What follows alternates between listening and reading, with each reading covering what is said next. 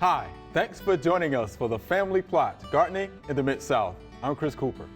Chrysanthemums are the quintessential flower of fall. Today we are learning all about them. Also, bird watching is a fun way to see what birds visit your garden. That's just ahead on the Family Plot, Gardening in the Mid-South.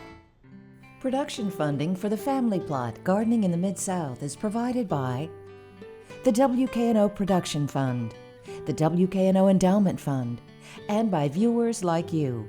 Thank you.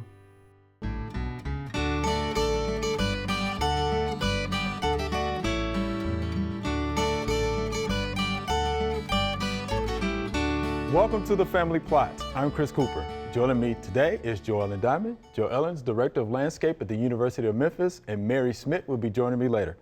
Always good to see you, Joellen. Good to see you. We have some beautiful chrysanthemums on the table. Aren't they gorgeous? They are. Yes. They are. And you're going to tell us all about them, right? Yeah, we're going to talk about these. Okay. Chrysanthemums or mums, garden mums, those are the perennial type of chrysanthemums. And there are some annual type of chrysanthemums, but usually you find those in a florist shop because they're considered florist mums. Oh, okay. They're very decorative and they will not survive outside. Got it. Okay. The perennial mums will live outside all year long. You've got to have the right conditions though, because they are really particular about their soil and their root systems. But these will bloom up to 4 to 6 weeks depending on the weather. So you get a really long period of bloom with these mums in the fall. And then you say, oh, I like this yellow one, but it's fading, and I would like to go get another yellow one, and there is another yellow one at the store, and you're like, okay, I'll get that one. That is not the same mum variety because there are early, mid, and late blooming chrysanthemum varieties.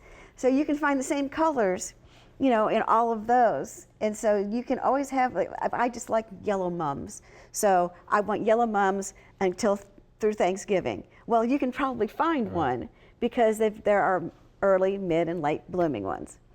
Okay. So yeah, I realize that. All right. And of course they don't just come in this gorgeous color of yellow. You know, there's bronzes, there's reds, there's lavenders, there's whites, in all different combinations of those. So very colorful variety of chrysanthemums. Now let's talk a little bit. We've got these gorgeous mums here. How do you pick a mum? Yeah.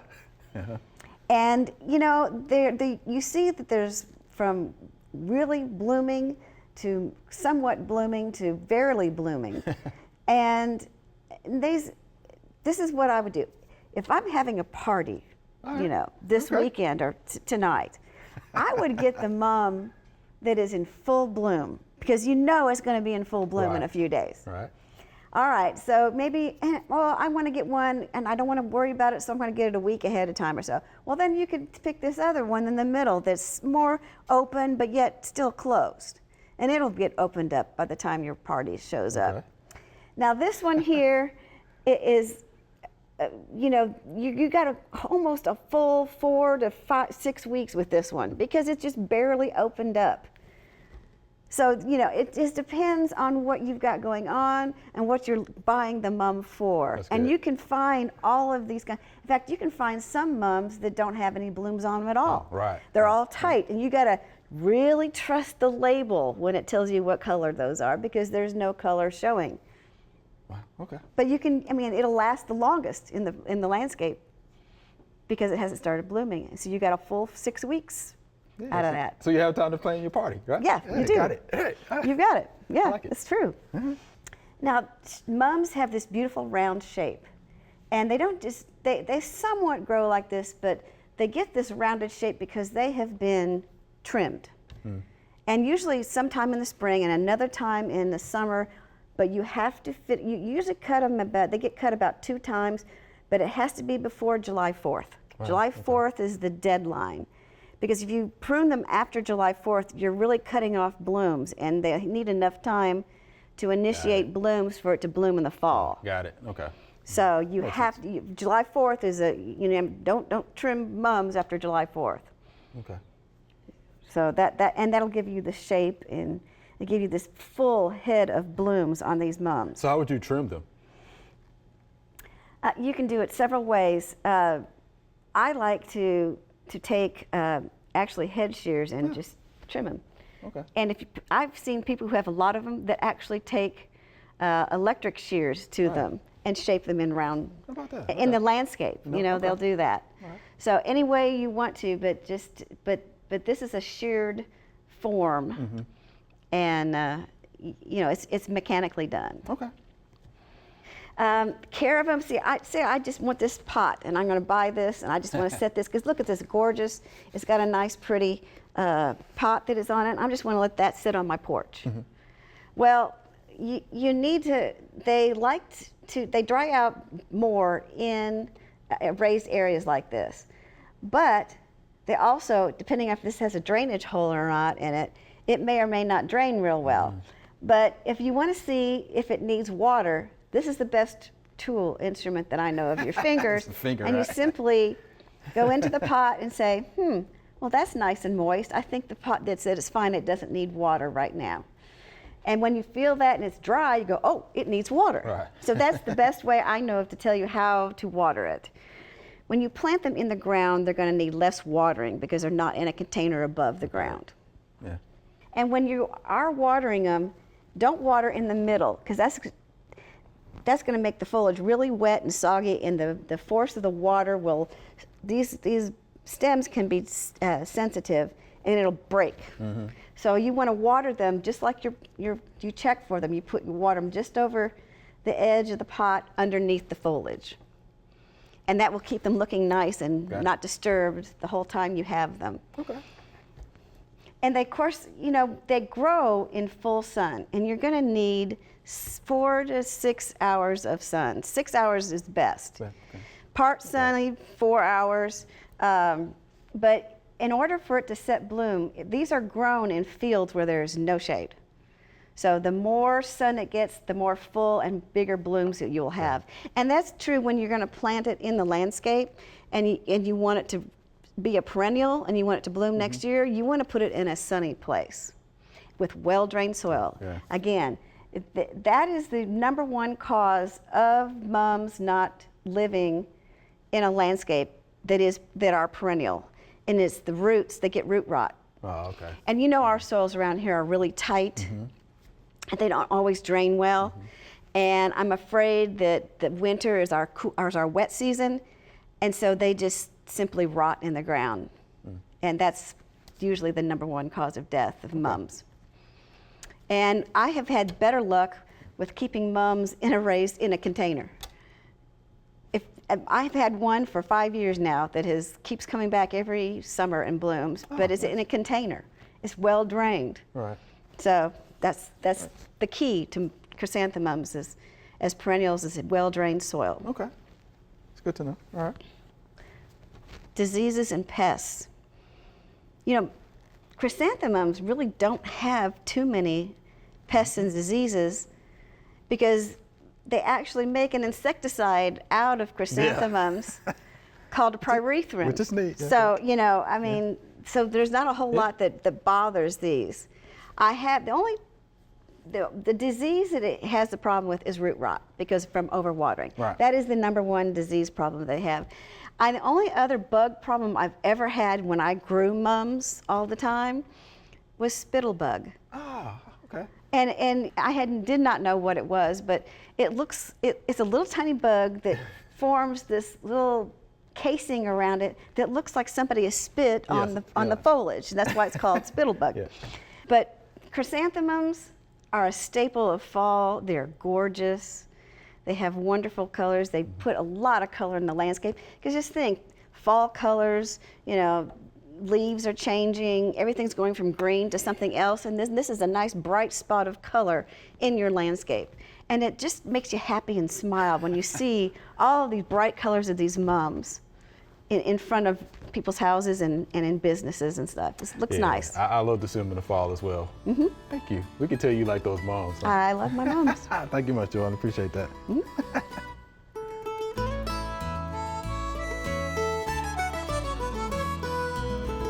So we're at the end of the growing season for these beautiful zinnias that have done quite well this year.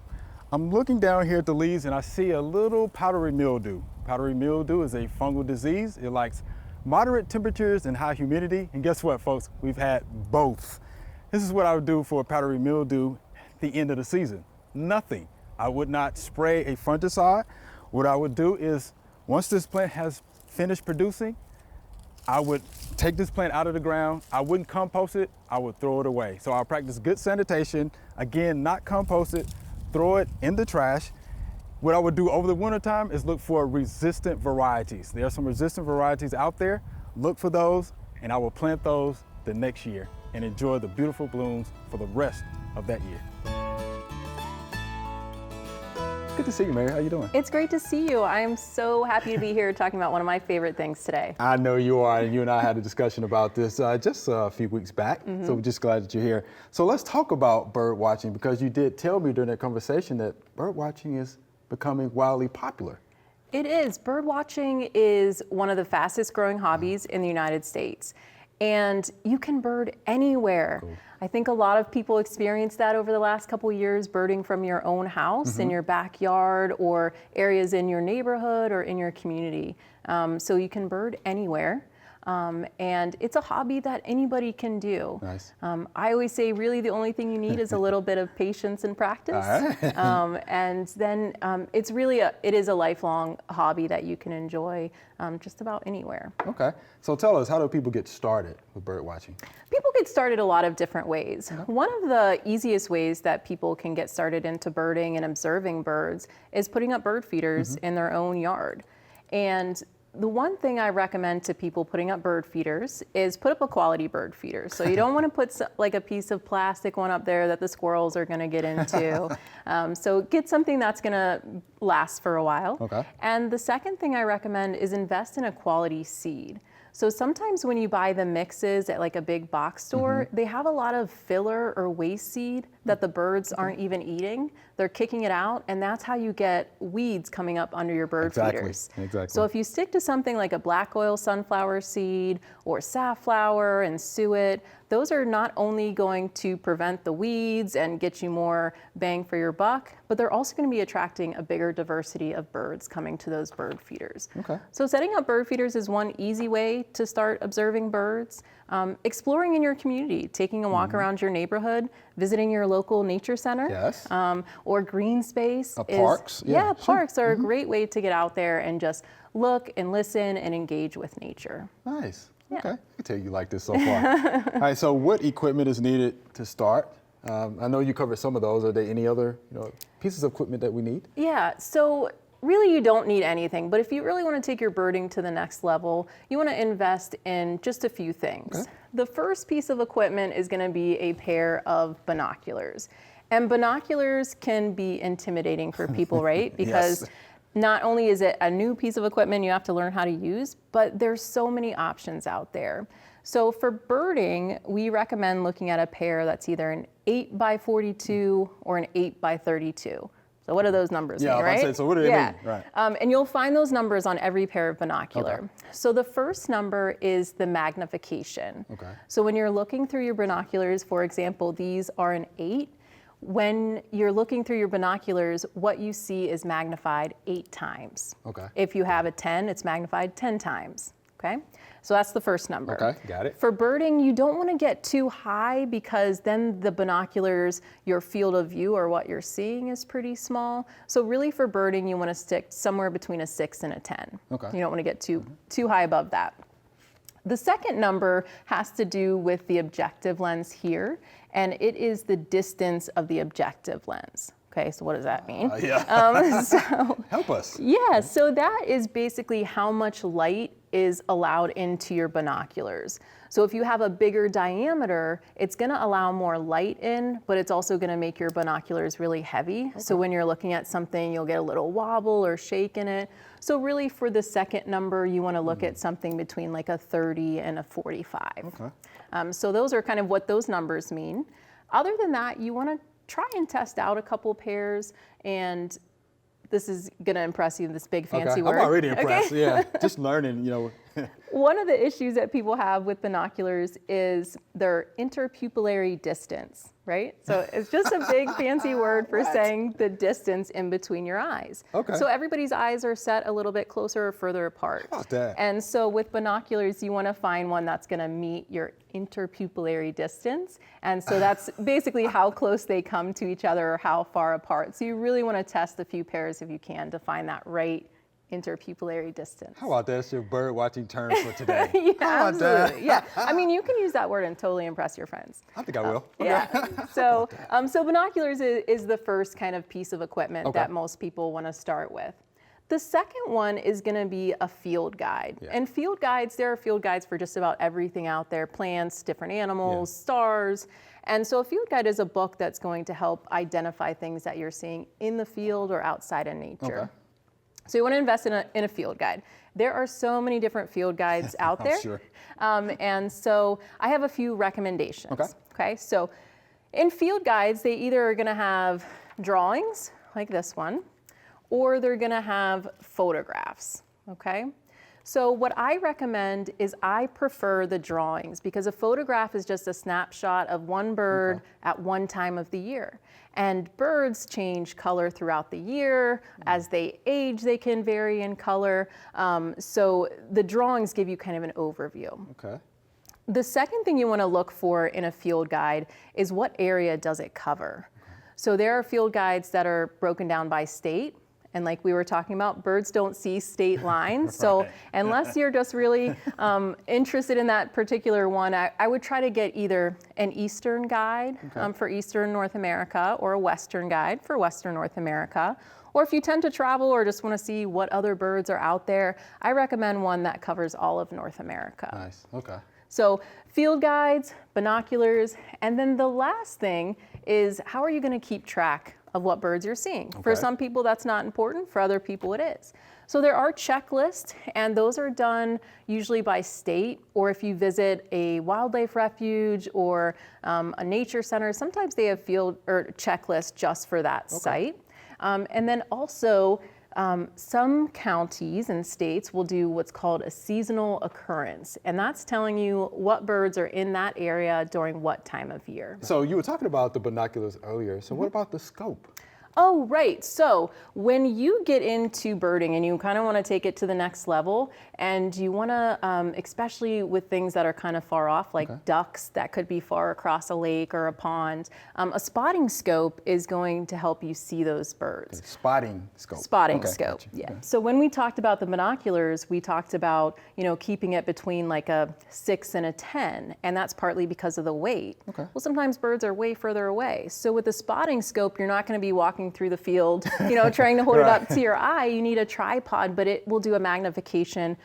This one is anywhere from 20 to 60. So you're going to get a much larger magnification, but it's not as mobile. So it has its limitations as well. And then the cost is getting up there a little bit more too. So it's one of those things like when you decide that birding is going to be a lifelong hobby, this is something that you can start to invest good investment. in. Good deal. Okay. Now let's talk about local organizations. Yeah. So here in Memphis, we have a great local organization called the Memphis chapter of the Tennessee Ornithological Society. And across the country, there are local bird chapters. Sometimes they're associated with ornithological societies, sometimes they're associated with the Audubon Society, but there are bird groups all across the country, and all people have to do is kind of look up where their birding organization meets. Usually they have monthly meetings talking about different topics, and one of the best things they do is they lead field trips to some of the hot birding spots in that area. And you can connect with some of your neighbors and some folks in your community on that also enjoy birds. How about that? Yeah. Man, we thank you so much for that good information about bird watching. Absolutely. We can tell you're really into it. Yeah, it's one of my favorite things, so I was more than happy to come on and talk about it. Well, we thank you much. Appreciate it. Thank you so much.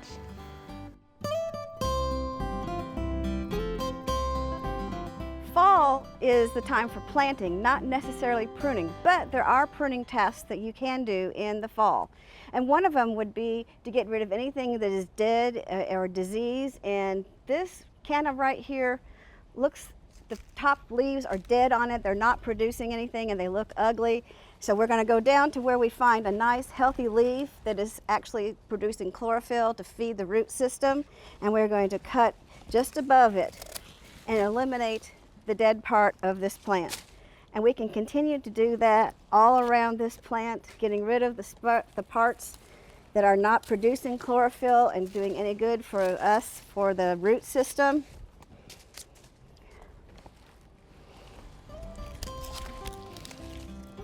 Now it looks a lot better. All right, Joellen, here's our Q&A segment. You ready? I'm ready. These are some great questions. Here's our first viewer email. Why do my persimmons keep falling off the tree? And this is Sophia. So why do you think the persimmons are falling? Well, if it's, I have a persimmon tree too. Look at you, okay.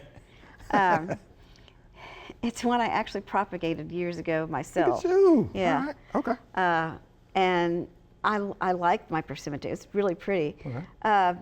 We've had, this part of the country, where was she from? Yeah, that we don't know. Don't know. Right. Well, this part of the country, we had a lot of wet conditions, gorgeous, wonderful early- growing yeah. conditions Yeah, in early the in the first spring. part of the spring and into the beginning of the summer. Yeah. And then it stopped. It stopped raining. Yeah. It stopped. Yeah. And we were in a drought. So the tree, it had all its chance to produce a bunch of fruit, and then all of a sudden there's not enough nutrients and moisture to keep all of them, and they may have dropped some of them, because I have green fruits around the bottom of my tree, and then some of them on the tree starting to ripen. Right. So natural thinning. This is natural thinning, All right. yeah. So the tree can't support all the persimmon, so it's going to drop some. Natural pruning. Yeah. Okay. That and the other thing, I think, could it be pollination too? It could be poor pollination. But she had all of it. Yeah, I'm thinking more. We had such good weather, Yeah. and then it just can't support it with the latter part of the summer. That can't support all the fruit. I definitely agree with that. Yeah, poor pollination is something, that could be a factor. Heat stress, for sure. Yeah, definitely Right. heat. Hot, dry conditions, possibly, and then too much nitrogen fertilizer, but, I don't know if she fertilized or not, but those are Yeah. the things that, come to mind. Yeah. But yeah, natural thinning, is what I really think. I think it's the more cause of it. environmental Yeah. than it is anything else. But it's one thing to if she is fertilizing it, don't fertilize it too much. Right. And And it'll be good. yeah, and it'll be just fine next year. Hopefully, she'll get enough persimmons to use them how she wants to eat them or bake with them or anything Or like share that. with the wildlife. Or share Yeah, with either the way it goes, wildlife. That's Sophia. true. So thank That's you for the what question. gets all Yeah. of mine, the wildlife. Yeah, the wildlife will get them. Yeah, that's for sure. Thank you, Sophia. We appreciate that question. Hope that helps you out. Here's our next viewer email. This is a good one. I have a small yard. What hardy, showy tree can I plant that is disease resistant and does not drop pieces all over? This is Shirley from Harper's Ferry, West Virginia. She says she wants a native conversation piece. She likes maples in the fall and blooming trees in the spring and colorful berries in the winter. Oh, wow. Very specific. Yes. Very specific. You think we can help Miss Shirley out? I hope so. Yeah. And this is one that most people probably do not think of, that is native to this part of the country and to the United States. And that's serviceberry, the Amelanchier arborea. There you go. Okay. It's native, and it has beautiful white blooms in the spring, Yeah, it does. has gorgeous green foliage, and then it sets fruit, and it has wonderful fall colors of yellows and oranges, and sometimes a little red, depending on how much sun it gets. Check, check, Yes, check, that check. Yeah. that is my #1 pick for her. Wow. I like it. And it will fit. It will fit in a small place. small Yeah, place. they get up to 15, 25 feet. Yeah. They're small trees, and they're multi-stemmed, Okay. and you want them to be that way because they're very pretty. Right. Right. What about soil condition and light condition? Sun. Okay. If you want something that blooms and has berries and has good fall color, you're going to have to give it some sunlight. So it's going to have be in full sun, and it's going to have well-drained soil. Yes. We have some planted here And we have them on a slope. Okay. And so they've done beautifully on the slope. Right. How about that? I think that'll work. Yeah, Service that's berry. and there is another one that's native is redbud. Yeah. But it doesn't have berries. It has those little pea pods Yeah, because little it's part of pods. the pea family. Yeah, it is. But it does have fruit that hangs on it in the winter, and Yeah, flowers pretty early. I have it one flowers. in my backyard. It's Yeah, I got like pretty the little yellow. flower. It does turn yellow in the The fall. foliage is golden. But if I had to pick between the two, I would pick the service berry. Right. I think I would do that. Yeah, because she definitely wants colorful berries. Yes. There you go, Miss Shirley. Right, and yeah, check with your local extension office. They may That's have true. some information, that can help you out as well. That's right. But good question. We thank you for that. Well, thanks again, Joellen. Always fun. We always learn so much. Yes, we do. Thank you for being here. Remember, we love to hear from you. Send us an email or letter. The email address is questions@familyplotgarden.com. And the mailing address is Family Plot, 7151 Cherry Farms Road, Cordova, Tennessee, 38016. Or you can go online to familyplotgarden.com. That's all we have time for today. Thanks for watching. To learn more about chrysanthemums, bird watching, or anything else we talked about today, visit familyplotgarden.com. We also have links to old shows in case you missed one. Be sure to join us next week for the Family Plot Gardening in the Mid-South. Be safe.